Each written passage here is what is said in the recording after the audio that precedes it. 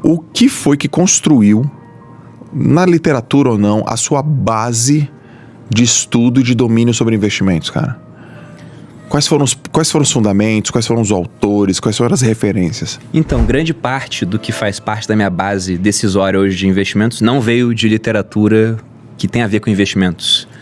Veio, por exemplo, dessa parte de filosofia, veio de exemplos históricos. E isso acabou me mostrando um certo caminho a ser seguido. Tem caras, né, no mundo dos investimentos que é interessante você ler. Sempre é. Pô, você pegar lá o Bola de Neve do Warren Buffett, tipo, é uma série de lições pra vida, né? Sim. Mas tem muita coisa que você pega pela história. Porque eu costumo falar que no mundo dos investimentos, você pega um cara que teve muito sucesso, e esse cara ele vai escrever a receita dele pro sucesso. Mas às vezes o sucesso dele veio, e ele talvez não tenha essa noção de coisas que aconteceram naquele ambiente, que talvez não venham a se repetir.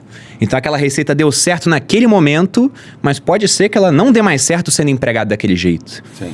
É tipo fazer sei lá, um vídeo falando, olha, 10 características que os bilionários têm. E você realmente pode encontrar as 10 características nos bilionários, mas pode encontrar essas mesmas características em caras que não ficaram bilionários e às vezes quebraram mesmo tendo essas características. Como, por exemplo, todo bilionário corre riscos. Uhum. Todo quebrado que eu conheço também corre riscos. Senão não tinha quebrado, né?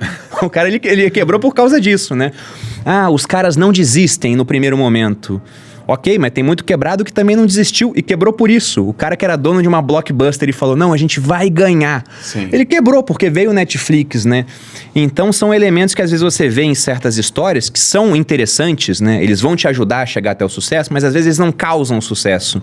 Sempre tem alguma coisinha a mais. Então o que me ajudou muito nessa questão... Eu vou anotar isso aí, cara. Vai falando, porque sim. Eu anoto, senão eu esqueço. Tá certo, com certeza. Então vai falando, porque essa tua colocação sobre elementos que fizeram os caras vencerem também foram os mesmos que fizeram os caras fracassarem, é muito legal. Exato. E dando até um exemplo, que é de um livro do Taleb, do Iludidos pelo Acaso, Não né? li esse ainda, cara. Cara, é muito bacana. Foi um dos primeiros livros dele, você vê que depois ele refina certos argumentos, mas tem uma hora no livro... Ele não fala especificamente, se eu não me engano, de day trade. Ele fala sobre gestores de fundos. Mas o que ele diz? Vamos supor que a gente pegue uma grande população de pessoas, né? De day traders, que está muito na moda agora o day trade por conta da bolsa que está subindo. E a gente vê uma estatística hoje que fala que a maior parte do pessoal que vai fazer day trade vai perder dinheiro. Okay. E vai ter uma parte pequena que vai ganhar. Mas ele fala, isso pode ser puramente fruto do acaso. Vamos supor que a gente pegue 100 mil pessoas para fazer day trade. E a gente joga uma moeda para cima. Se der cara, 50 mil ganham dinheiro. Se der coroa, os outros 50 mil... aliás, se der cara, 50 mil ganham dinheiro, o resto tá fora. Se der coroa, seria outra metade. Mas o que acontece é que a cada lance de moeda, 50% tá fora. Sim. Então, no primeiro ano, 100 mil pessoas lançam uma moeda, 50% tá fora, porque quebrou, os outros 50 ganharam dinheiro. No segundo ano, lança uma moeda novamente, 25 mil estão fora, 25 mil ganharam dinheiro. No terceiro ano, lança de novo, 2.500 ganharam dinheiro, 2.500 estão fora, e você vai lançando durante 10 anos. No final, você tem um percentual muito pequeno de pessoas que ganharam muito dinheiro. Sim. E o restante, todo mundo morreu, quebrou no meio do caminho.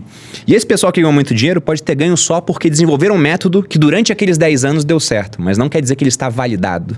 Porque é impossível validar alguma coisa, porque o mercado sempre pode estar mudando. Sim. Só que esses caras que deram muito certo, às vezes por pura obra do acaso, a fortuna sorriu para eles, né? Eles não sabem disso. Certo. Então, muitas vezes, esses caras vão escrever livros, eles vão lançar cursos e vão falar, aprenda comigo o método para ficar milionário fazendo day trade. Certo. Porque deu certo com ele, mas não quer dizer que vai dar certo com outras pessoas. Só que ele vai conseguir muito dinheiro assim. Talvez ele até pare de fazer day trade porque ele está vendendo só curso. Só que pode ter sido puramente obra do acaso. Nesse caso, o lançar de uma moeda que decidiu o destino das pessoas. Então, ele fala isso. Às vezes, a gente olha aquele cara como um gênio, mas ele é só um cara pequeno em uma amostra muito grande. E nós não olhamos esse cemitério de perdedores. Né? Porque esse cara que perdeu dinheiro não cria um perfil no Instagram e tem milhares de seguidores pra falar como eu perdi R$1 milhão. Sim. A gente não vai seguir esse cara, a gente vai seguir o cara que deu certo. Só que ele pode ter dado certo por fatores totalmente independentes e que não vão levar outra pessoa a dar certo. Coisas que ele nem sabe que aconteceram. Putz, muito, muito, muito bom, cara. Tem um cara chamado Rolf Dobelli que escreveu um livro chamado Arte de Pensar Claramente. E ele cita muito Daniel Kahneman e Taleb. E ele fala sobre a ilusão do corpo do nadador. É mais ou menos isso aqui. Então, por exemplo, as pessoas falam assim, eu vou fazer natação porque aí eu vou ficar com os ombros largos, né? Eu conheço. Porque os nadadores ficam com os ombros largos. Ele fala, não. É que os nadadores que vencem já têm os ombros largos. Exatamente. Eu lembro que quando eu tava na academia militar, tinha um amigo meu magrelo, corpo de maratonista. Ele falando, cara, vou começar a dar esses tiros de 100, de 200, 400 metros, porque você vê os atletas olímpicos, é tudo muito forte, né? Eu falei, cara, não é assim. Você não vai ficar forte porque tá fazendo isso, né? Pode até melhorar um pouco, mas esses caras, eles fazem isso porque são muito fortes. Eles têm um biótipo selecionado pra isso, pô. Então as pessoas confundem esse tipo de coisa. Tem até um experimento interessante, Joel, pra mostrar, né, como às vezes a gente fica com esse negócio de adquirir certos rituais pensando, ó, isso vai me levar até o sucesso, que foi feito com pombos, por um psicólogo chamado Skinner. O que ele fazia? Ele colocou uma alavanca que toda vez que o pombo acionava, caía um certo número de sementes, né, de ração pro pombo. E essa recompensa era aleatória. Ou seja, não importa o que o pombo fizesse, simplesmente ia cair um número aleatório. Mas o que ele viu de interessante é que o pombo uma vez foi lá para acionar a alavanca e quando o pombo mexeu 2 vezes para a direita o corpo antes de acionar, naquela ocasião, por coincidência, caiu mais ração. E o pombo fez uma associação com isso. Ele falou, caramba, quer dizer que se eu mexo para a direita, cai mais ração. E ele viu que os pombos começaram a se mexer igualzinho fizeram nesse dia que caiu mais ração para ver se a recompensa voltava. E não voltava, até que aleatoriamente voltava novamente a ser maior. Sim. E aquilo foi reforçando o comportamento dos pombos. Ou seja, eles adquiriram um ritual pensando que aquilo tinha a ver com receber mais ração, mas não tinha nada a ver. Tipo a dança da chuva dos índios norte-americanos, né? O cara dançou uma vez e choveu, por coincidência. Aí ele pensa, a dança fez a chuva. Aí depois o cara dançava e não chovia. Mas se ele dançava 6 meses e chovia, falava ainda, tá vendo? Deu certo. Demorou 6 meses, mas choveu porque eu dancei. Cara, esse princípio da aleatoriedade, ele animal, ele direciona as tuas decisões? Sim. Você raciocina desse jeito, tipo, não ser iludido pelo acaso, não confundir viés da confirmação, é muito viés, né? Tem muito viés, erro cognitivo pra caramba. Você falou dos investimentos, por exemplo, né? Qual é a minha abordagem? Eu sou um cara que eu diversifico muito a minha carteira. Tá, por quê? É segurança?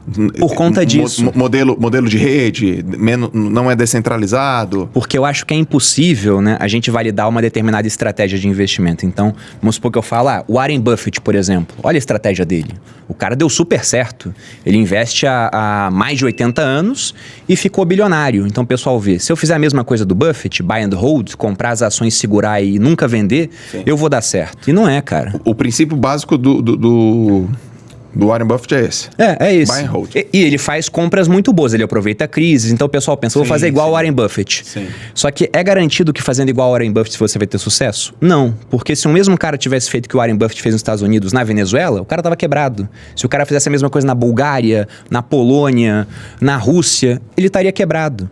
Então a gente está observando o vencedor sem considerar que esse mesmo comportamento poderia gerar um monte de derrotados pelo mundo que ninguém está vendo. Influência do ambiente. Pois é, e aí o que eu penso na hora que eu vou fazer meus investimentos, né? Que não importa quão bonita seja a narrativa ou a previsão do futuro, a gente não sabe nada do futuro. Então por isso eu fico mais diversificado possível. Certo. E eu acho impressionante como as pessoas dão importância a previsões feitas por outras pessoas que têm muito dinheiro ou têm muito sucesso. E o cara também não sabe nada do futuro. No mundo dos investimentos, uma das coisas que tem mais peso para os outros tomarem decisão são pensamentos de pessoas de sucesso. Certo. Sendo que no mundo da pesquisa científica, por exemplo, a opinião de um profissional de sucesso, ela está lá embaixo, né?